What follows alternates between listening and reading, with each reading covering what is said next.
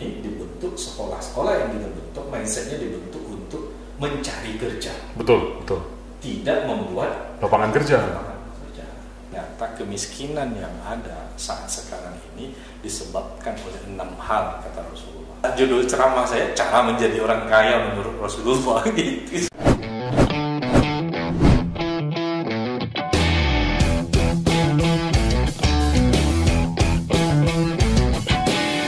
Selamat datang di dunia nyata karena ini bukan mimpi. Bang Sarul ID. Assalamualaikum Bang, gimana kabarnya? Waalaikumsalam, alhamdulillah baik. Ini luar biasa nih, podcast kita kedatangan salah satu legislator dari pusat. Jadi gimana nih Bang kesibukannya sekarang Bang? Alhamdulillah sekarang memang masa sidang di tahun 2022. Hanya saja kondisi di gedung DPR RI lagi lockdown. Mas, ada 284 anggota dewan dan staf yang kena namanya virus mikro. Jadi semenjak pandemi 2019 itu kan awal-awal Abang bertugas di DPR RI. Ya. Nah itu suasana kerja bagaimana tuh Bang? Jadi sering pulang pergi ke sini atau memang menetap di sana? Saya memilih untuk menetap di Bangkinang. Bangkinang? Ya, kebetulan memang tinggal selama ini di Bangkinang. Karena ya itu saya ingin tidak jauh dari masyarakat. Gitu. Karena sebetulnya kesibukan itu lebih banyak di dalam. Karena kita reses saja 5 kali dalam setahun. Masa sidang itu saya hitung hanya sekitar 120 hari dalam setahun. Oke, di Komisi 5 itu kan berbicara soal infrastruktur. Jadi menyikapi kondisi infrastruktur Riau ini, gimana nih perjuangan apa yang Abang suarakan di sana? Ya alhamdulillah memang saya diberi amanah oleh partai untuk berada di Komisi 5. Semenjak 2019 itu saya satu-satunya anggota DPR RI dari Riau duduk di Komisi 5. Walaupun di akhir tahun kemarin ada Abang Effendi Sianipar yang dari PDIP kemudian duduk di Komisi 5. Nah Komisi 5 ini kita tahu kan memang mitranya itu PU dan PU, Perhubungan, Kementerian Desa, Basarnas dan BMKG. Nah PU dan Keperhubungan ini kan infrastruktur. Ya, ini mulai dari yang besar sampai yang kecil. Yaitu jalan nasional misalnya yang besar, itu jembatan. Begitu juga yang kecil kayak bedah rumah, hal kecil yang langsung menyentuh masyarakat. Alhamdulillah tahun 2020 yang kita bisa mengakses kegiatan nasional itu, kita bisa membawa pulang ada 1.000 bedah rumah. 2021 ada 1.500 bedah rumah. Satu bedah rumah itu 20 juta. Itu kita bagikan ke masyarakat Riau. Abang maju di Dapil 2 Riau. Ya. Kebanyakan itu kan wilayah-wilayah yang memang butuh pembenahan infrastruktur cukup banyak. Contohnya seperti di kawasan Inhil dan lain sebagainya. Berhasil membawa pulang dana 300 miliar ke Inhil. Ini Abang konsen untuk pembangunan apa di sana? Ada pesan nggak? Iya, karena dalam catatan kita Inhil ini banyak daerah yang aksesnya itu sangat sulit. Betul. Terutama di Pulau Pulau. Ya. Kita sampai bahkan di daerah yang sangat pelosok sekali di Teluk Blengkong misalnya. Itu daerahnya betul-betul terisolasi. Kita berangkat dari sini ke Tembilahan itu lebih kurang 9 jam. Dari Tembilahan itu naik lagi kita speed lebih kurang 3 jam. Setelah itu naik lagi Kucai namanya, lebih kurang 1 jam. Kucai itu apa Pak? Nah, itu ada kendaraan di sana. Kalau tidak salah namanya Kucai atau Kucai gitu. Sampan? Iya, semacam sampan, tetapi itu di kanal gitu. Di kanal itu sehingga sampai ke sana. Saya hitung itu tidak kurang dari 12 jam untuk sampai ke sana. Nah, itu akses ke kecamatannya sulit, akses desa. Padahal potensi desa itu luar biasa. Nah, saya sampai ke sana untuk saya suarakan. Gitu. Beberapa kali RDP saya sempat menyuarakan daerah-daerah terpencil. Kebetulan kan kami mitra juga Kementerian Desa. Gitu. Saya sempat untuk kemarin program-program Kementerian Desa, program-program di Kementerian PU. Nah, kita ada program namanya Visual, pembangunan infrastruktur sosial ekonomi antar wilayah. itu nilainya 600 juta satu titik. Kita bawa juga ke Rio, ada beberapa titik. Tahun kemarin itu 24 titik, 600 juta satu titik. Ini bisa menyelesaikan permasalahan untuk akses antar desa. Ada jembatan yang kita bangun, ada jalan, ada pembuka jalan, ada peningkatan jalan, begitu. Yang jalan itu adalah jalan desa. Bang, sebagai anggota DPR RI, itu merasa memiliki tanggung jawab besar lah ketika misalnya kita berkunjung ke daerah-daerah, terus di sana kita melihat pembangunan-pembangunan yang masih jauh dari ini, sementara pemerintah setempat sendiri tidak peduli gitu. Itu gimana Bang menyikapinya Bang? Kalau Abang untuk turun langsung kan kita hanya menyuarakan begitu. Ya, kebetulan kita di Komisi 5 memang dibagikan program untuk menentukan lokasi. Jadi memang kan di DPR RI ini tidak sama dengan DPRD Kabupaten dan Provinsi. Jadi programnya sudah ada. Nanti diberikan keleluasaan kepada anggota dewannya untuk menentukan lokasinya di mana. Maka ketika kita turun, kita seolah bisa bawa program gitu. Bisa menyelesaikan permasalahan masyarakat. Nah, ketika saya pernah turun misalnya di 13 Koto Kampar, saya menemukan ada akses jalan produksi masyarakat adanya di desa B, tapi kebutuhan desa A. Iya betul. Jalan dan jembatan itu ada di desa B, tapi desa B ini tidak pernah mau menganggarkan itu karena bukan kebutuhan mereka. Betul. Desa A nggak mungkin menganggarkan dari dana desanya karena lokasinya ada di desa B. Betul, iya. Nah, kita anggarkan itu melalui mission. Kita bangun itu jembatan, kita bangun akses jalannya, masyarakat. Nah, saya sempat itu di Inhil, ada namanya di Desa Nusantara Jaya. Ada jalan yang sangat vital yang kemudian dilanjutkan oleh jembatan karena di bawahnya ada rawa. Itu sudah 3 kepala desa yang jatuh, apalagi masyarakatnya sudah sering jatuh karena jembatan yang mereka gunakan itu jembatan yang tiangnya kayu, lantainya juga kayu. Dan itu jalan sangat vital. Nah, ini tidak pernah bisa dibangun oleh dana desa, terbatas karena itu kebutuhan ada 3-5 desa. Dan kita gunakan dan pakai dana official 600 juta itu tanpa tender. Masyarakat yang merencanakan, masyarakat yang mengerjakan, masyarakat yang menikmati. Artinya anggota DPR RI yang di Komisi 5 ini bisa memiliki hak untuk menentukan itu Bang ya?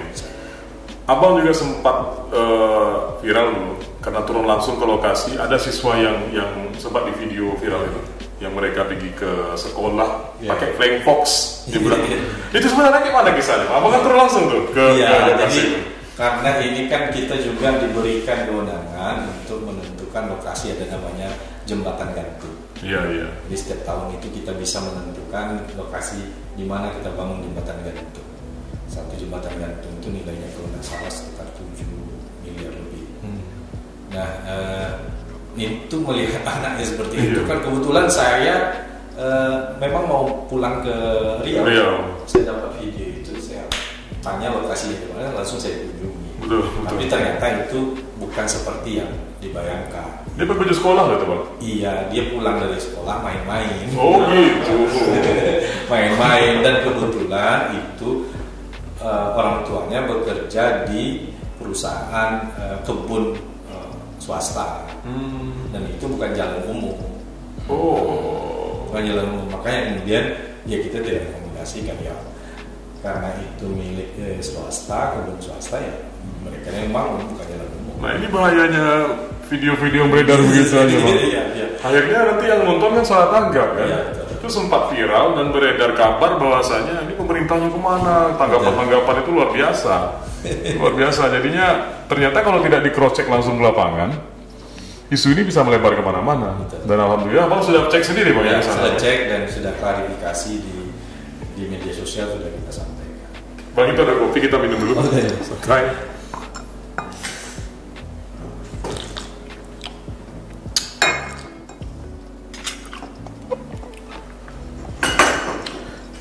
Sosok Bang Aidin ini kan sebenarnya sudah sangat akrab lah ya dengan masyarakat Riau, karena kiprah beliau juga sudah bukan orang yang asing lagi, karena pernah menjabat sebagai ketua IKMI Bang ya?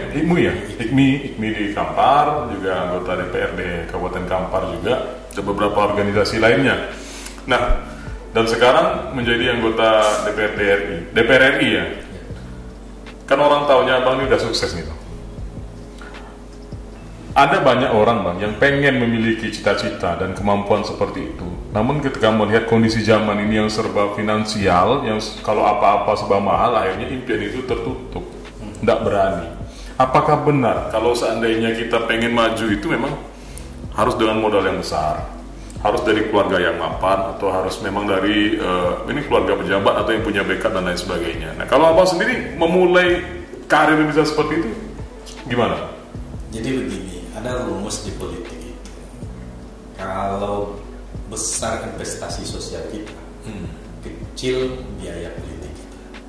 Oh, ini rumus baru dengar. Kecil investasi sosial kita, besar biaya politik kita. Oke. Maka kalau ingin maju tampil untuk calon anggota dewan, calon kepala daerah, rumusnya itu. Nah, saya kebetulan ini kan setelah tamat dari S1 di Mesir, kemudian S2 di Jordan, aktivitas waktu itu memang pernah ditunjuk sebagai ketua badan zakat Kabupaten Kampar, dan itu ketua pertama setelah Perda dibentuk di Kabupaten Kampar. Dan alhamdulillah kita bisa mengubah mindset masyarakat Kampar itu ketika itu ya, dari yang nol kas Basda itu jadi ratusan juta, bahkan sampai 1 miliar per tahun begitu. Dan kemudian kita jalankan dengan baik. Dan saya tidak berpikir waktu itu untuk caleg. Sampai ke tahap ini nggak berpikir? Waktu itu tidak berpikir untuk caleg. Cuma ada sedikit fenomena cara mindset yang terbangun di pemerintah, di kepala daerah ketika itu tidak paham dengan apa yang sesungguhnya Basda itu. Alhamdulillah kalau sekarang peraturan sekarang sudah luar biasa posisi. Kalau dulu dianggap sebagai organisasi biasa saja. Saya mengira setelah saya jalankan 2 tahun, oh ini kayaknya nggak nyambung nih antara apa keinginan saya dengan apa yang dalam pikiran kepala daerah dan juga regulasi yang ada ketika itu. Tapi saya tetap bekerja, gitu. Bahkan saya ketika itu satu-satunya yang standby di sana. Padahal saya terikat juga kontrak di UIN waktu itu. Dosen Bang ya? Dosen, iya. Saya tinggalkan dosen itu, saya fokus untuk jadi ketua Basda. Di 2009 itu kemudian saya melihat kayaknya kurang nyambung begitu. Ya, saya diminta oleh PKS untuk maju jadi calon. Nah, pikiran kita waktu itu calon itu kan harus mempersiapkan ratusan juta. Betul. Nah, saya begini, saya rubah, saya selalu berpikir di luar kota. Iya. Ya, saya coba.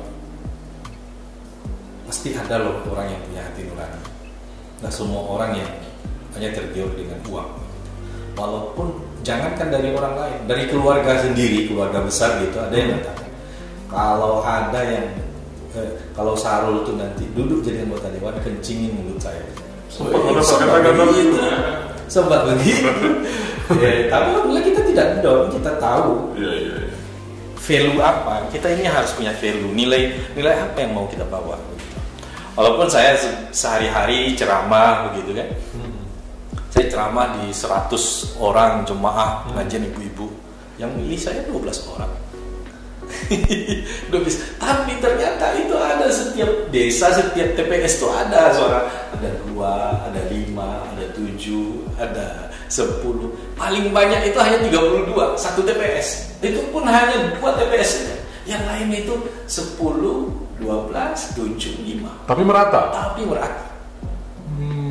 Nah, kita punya value gitu. Ini jangan putus asa. Dan saya nomor 2. Dan tidak pakai money politik waktu itu. Nah. Jadi ada biaya operasional saya hanya 35 juta. Itu biaya operasional selama kampanye. Dan saya waktu itu nggak pasang baliho spanduk aja berapa titik orang pun ngasih. Bang, ini kan zaman dimana kalau nggak bayar, kalau nggak memberikan sesuatu, orang nggak mau gitu Bang. Mindset itu sudah tertanam. Sebetulnya makanya kita jangan jadi follower. Kita itu harus menjadi leader. Kita yang membuat rumus, jangan orang membuat rumus. Jangan kita ikut dengan rumus orang, kita yang buat rumus. Nah, kadang-kadang kita ikut dengan rumus orang. Kalau orang nggak dibayar, nggak milih kita. Itu ikut rumus. Saya kemarin itu pemilu 2019 untuk caleg DPR RI, orang bilang kalau nggak punya 6 miliar, betul. nggak akan duduk. Kalau nggak punya 5 miliar, nggak akan duduk. Saya operasional aja, 1 miliar lebih. Operasional saja. Operasional. Ada saya di satu desa ada calon caleg DPR RI menghabiskan dana 60 juta. Dia dapat suara 164. Saya nggak ada. Saya hanya berubah di sana, kemudian bawa tokoh masyarakatnya makan, biaya 2 juta. Saya dapat 500 suara. Wah. Jadi membalikkan fakta, Bang ya? Iya. Saya dapat. Dunia politik akhir-akhir ini memang dinamikanya begitu kencang, Bang. Anggapan-anggapan yang keluar ke masyarakat dan fenomena pemikiran-pemikiran masyarakat juga sudah mulai liar. Bahkan masyarakat sendiri ketika mulai musim kampanye itu musim panen bahasanya. Ini panen nih. Ya kan tidak semua masyarakat. Kita memposisikan kita mewakili siapa? Betul. Kita mewakili siapa? Kami ini kan wakil rakyat. Betul. Rakyat itu macam-macam juga bentuk. Nah kita ini mewakili siapa? Ambil sisinya ini, kita mau ngambil yang mana? Dan perlu juga ada nilai yang kita sampaikan ke masyarakat. Saya ketika pemilu saya tidak pernah janji, saya akan bangun ini. Benar. Nggak ada. Janji saya waktu itu hanya satu, janji saya handphone saya akan selalu aktif. Siapa saja yang nelpon saya angkat. Ini orang dari RTP juga. Iya. Saya lebih suka ditelepon malah daripada di WA. Siapa saja yang dikenal atau tidak dikenal, dan itu saya lakukan semenjak saya jadi wakil 2009 itu saya wakil ketua DPR. Iya betul, di Kampar Bang ya.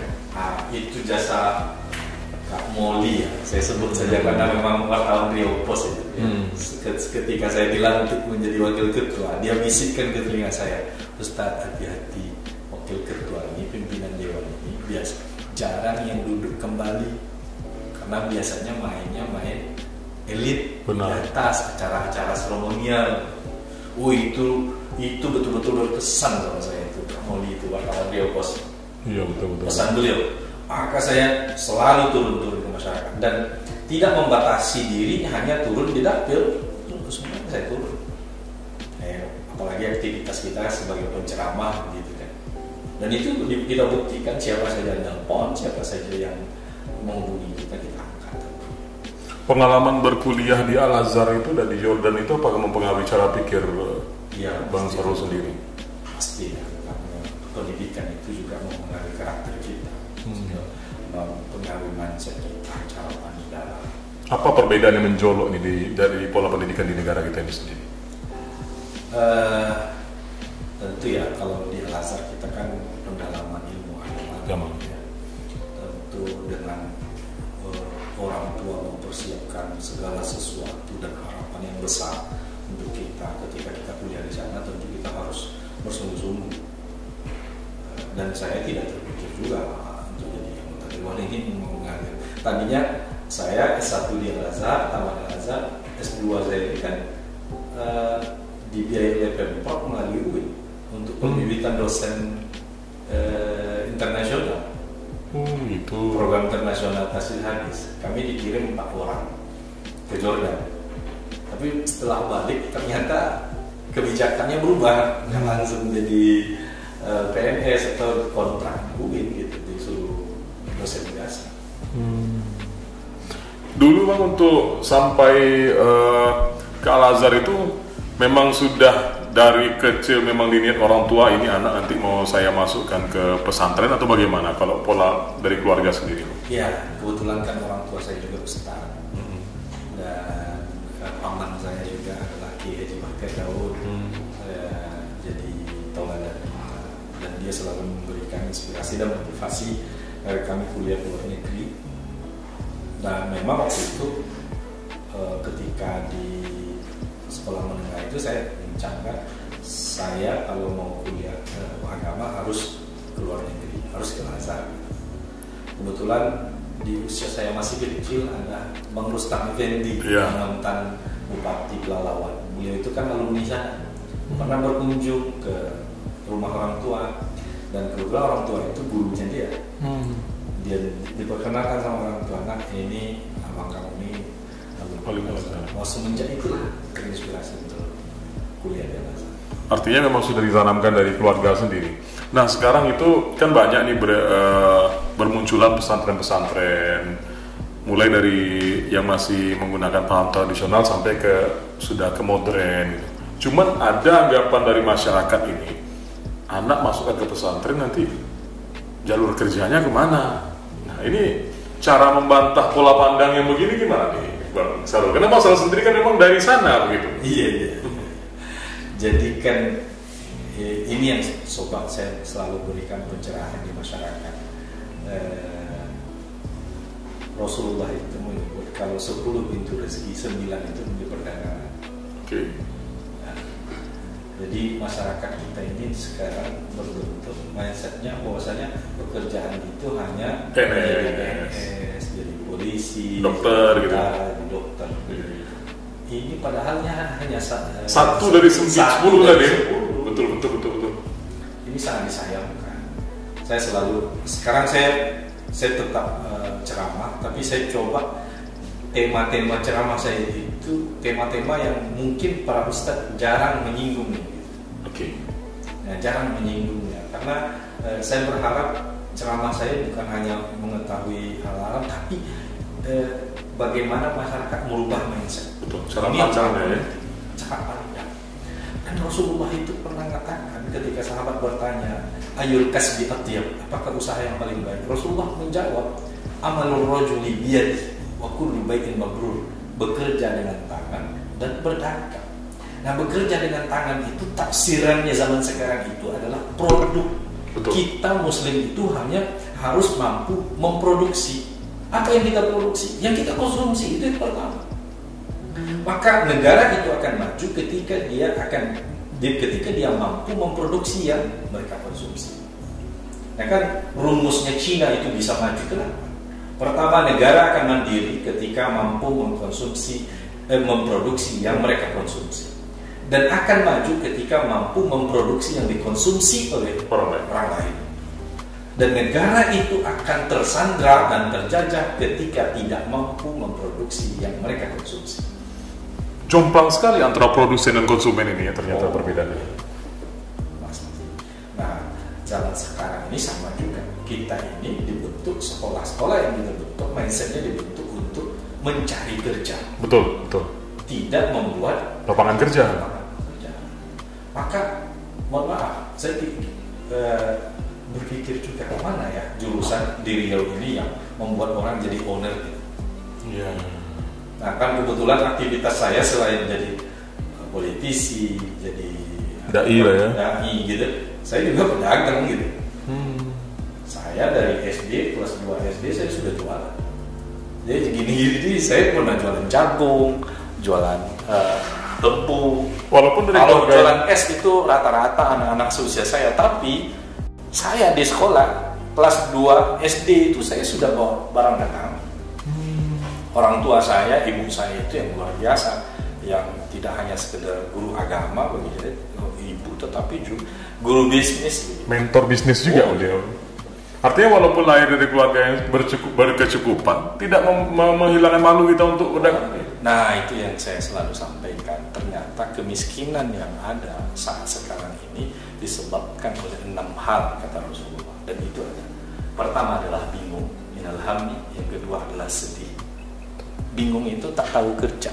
Bingung mau apa dikerjakan. Nah, kalau bahasa Kampar ya, bahasa orang Kampar tak obiado, tak tahu ado. Bingung.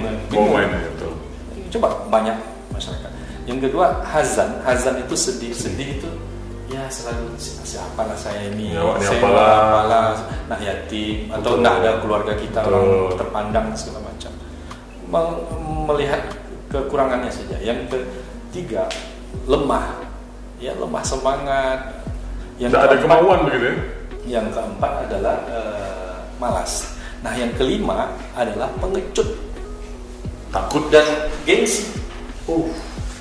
Itu Rasulullah sudah katakan itu, bahwasanya kalian itu akan miskin kalau kalian gengsi. Ini sering tak Bang sampaikan pola-pola yang diajarkan Rasul ini dimanapun Abang iya. turun ke konstituen. Saya terus terang ketika kampanye kemarin, saya nggak bicara masalah politik.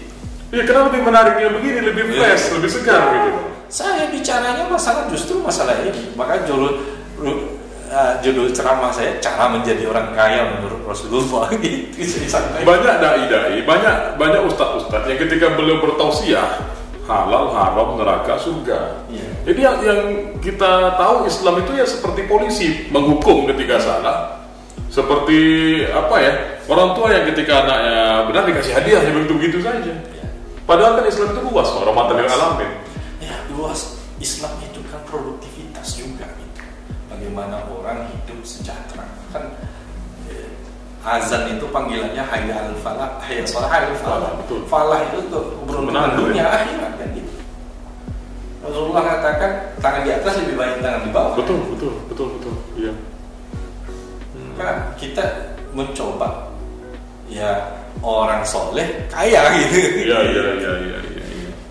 Cuman kan yang beredar Bang, yang kebanyakan itu Nabi itu nanti minta dibangkitkan dengan orang-orang yang fakir karena agama ini. Konteksnya lain.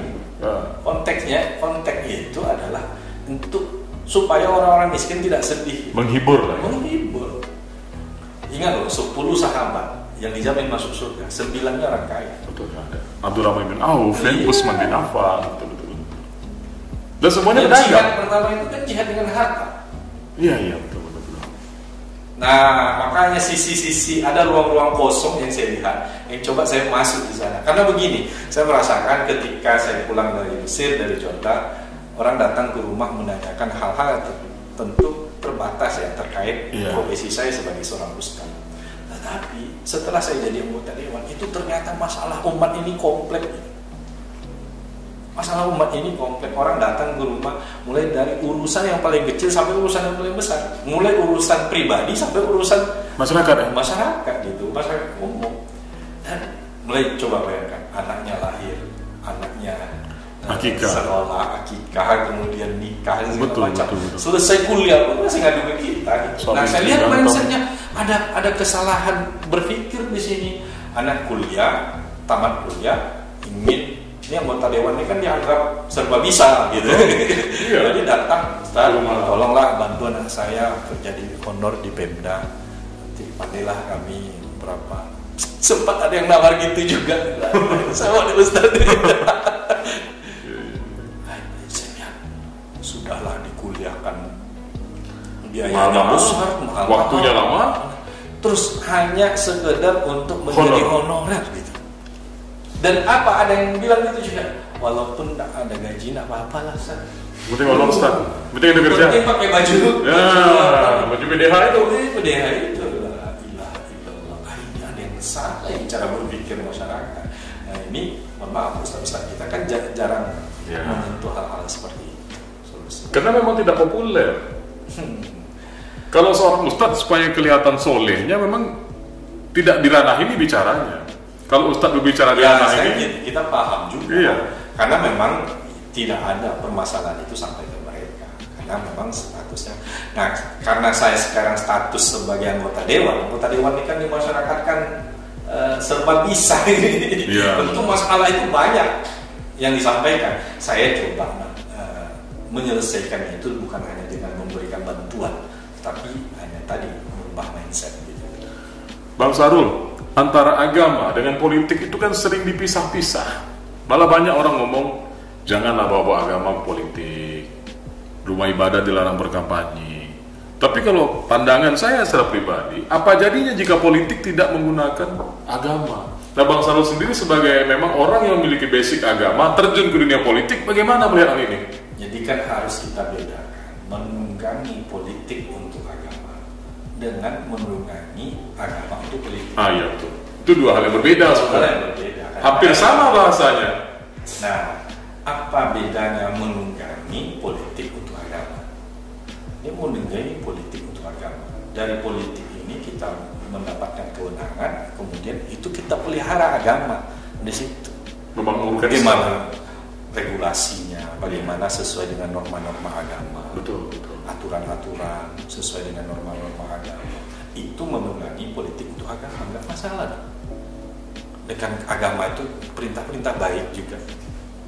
Dengan agama dengan pemahaman yang moderat tentunya kan, menunggangi. Ya karena memang Pancasila kita ketuhanan yang baik. Betul, nggak bisa lepas dari situ. Itu kan sudah pas sekali dengan agama kita. Menjaga seluruh agama ini bisa dijalankan oleh pemeluknya dengan baik. Jadi saya yang punya latar belakang agama, saya coba menunggangi politik untuk agama. Agama ini juga adalah dukungan dari Pancasila, dasar negara kita. Ada yang berbeda.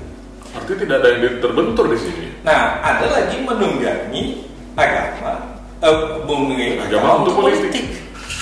Tapi setelah dia jadi, dia tinggalkan ini kan. Betul. Nah, ini harus dipisahkan. Ini soal yang dadakan ini banyak ini. Mohon maaf, kan menjelang pemilu ada yang nggak biasa pakai jilbab, ada yang nggak pakai gamis, ada yang nggak biasa ke masjid. Rajin. Sumbangannya pun banyak. Iya. Setelah itu hilang. Ini menunggangi politik, menunggangi agama untuk politik. Nah kan PKS selalu dituduh menunggangi agama untuk politik. Dan coba perhatikan gitu. Kami itu seolah melalui politik itu untuk memelihara agama. Jadi pemahaman-pemahaman yang bawa-bawa agama ini karena politik nih, ini sebenarnya pemahaman-pemahaman ini yang perlu penjelasan. Ya kita memang mungkin ada yang tapi bukan ada terlalu banyak kayaknya Bang.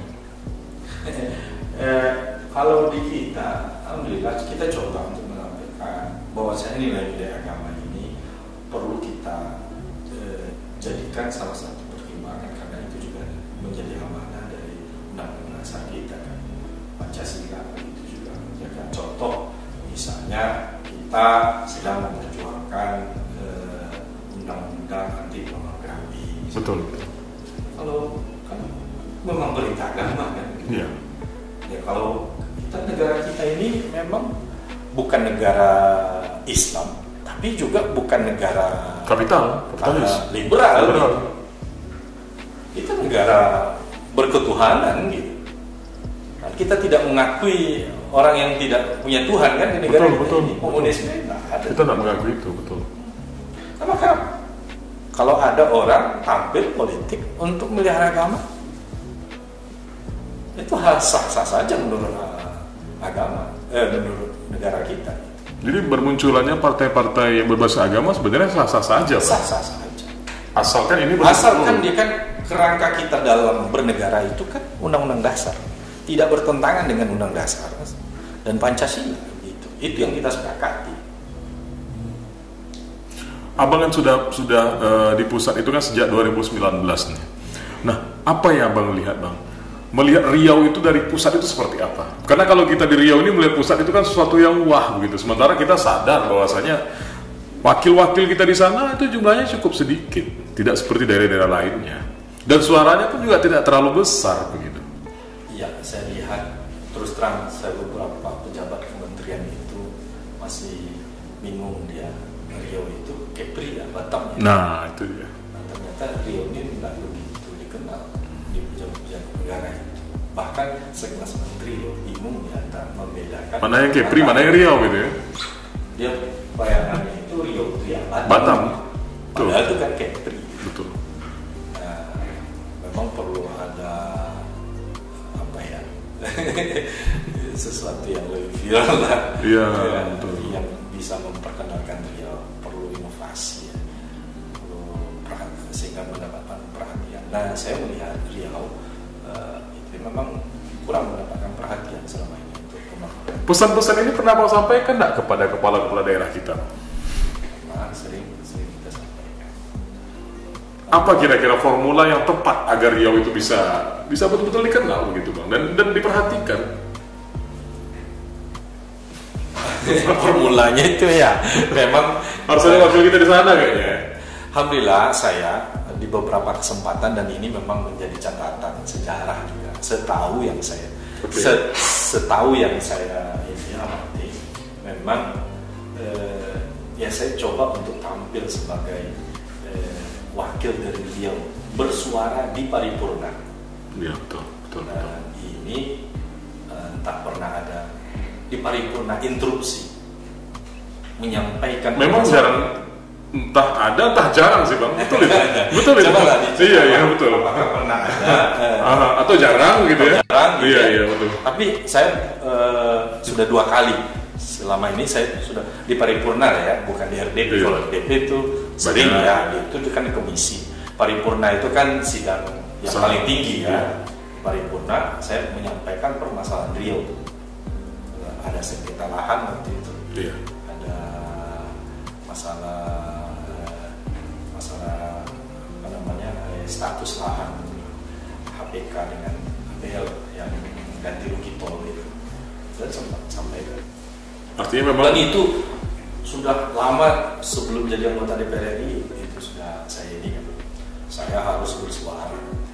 Berarti Abang punya cita-cita untuk membesarkan nama Riau juga? Saya selalu menyebutkan Syahrul Haidi, nomor anggota A418, fraksi PKS Dapil Riau. Itu saya bilang, selalu saya bilang. Oke Bang, terima kasih. Mudah-mudahan perjuangan Abang di pusat mendapat ridho Allah, dukungan dari masyarakat luas, sehingga memang Riau ini betul-betul dikenal Bang, dan kemakmurannya semakin terjaga. Karena memang kita butuh wakil-wakil yang mau bersuara. Jangan hanya mau suara ketika kampanye saja, tapi mau bersuara begitu.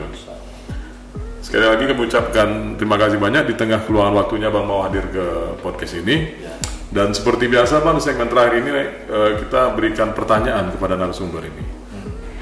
Judulnya kan bukan mimpi nih Bang. Kalau seandainya Abang sekarang dikasih kesempatan untuk bermimpi, dan mimpi itu menjadi kenyataan, apa yang paling Abang inginkan saat ini? Saya hanya ingin berbuat yang terbaik aja, apapun posisinya, tidak lihat posisinya apa. Saya ingin mimpinya bahwasanya saya memberikan sumbangan yang terbaik untuk masyarakat, khususnya masyarakat Riau tentunya. Oke, selamat datang di dunia nyata, karena ini bukan mimpi Bang Syahrul Haidi.